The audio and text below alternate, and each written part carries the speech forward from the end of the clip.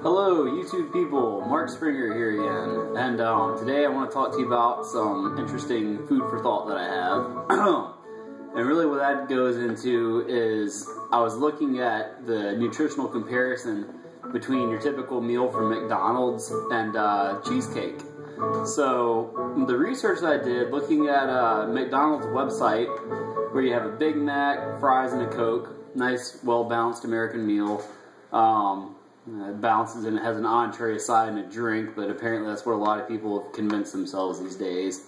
But anyway, where I'm going with that is you have a certain amount of protein, fat, carbs, and calories in each one of these items. Just like you have protein, fat, carbs, and calories in a slice of cheesecake, and I use Cheesecake Factory as an example.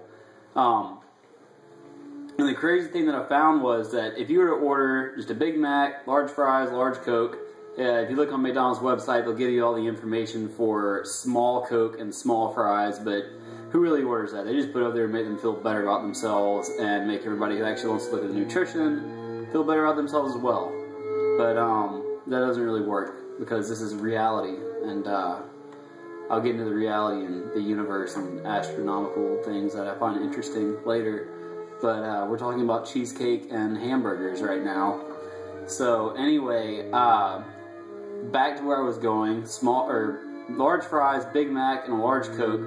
You have 31 grams of protein, 53 grams of fat, 189 grams of carbs, most of which being very simple sugars. So you're going to see a rapid release of insulin to deal with that, and I'll get into what that does later and what that really means. And 1,340 calories in that meal. For the Cheesecake Factory, one slice of their original cheesecake is 17 grams of protein, 29 grams of fat, 95 grams of carbs, and 710 calories.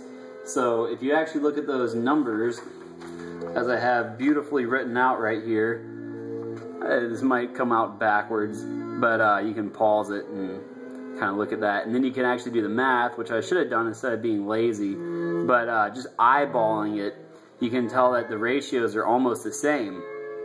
So what I'm really trying to say here is that as far as flexible dieting is concerned, cheesecake and a meal from McDonald's are the same thing, and it's going to affect you the same way.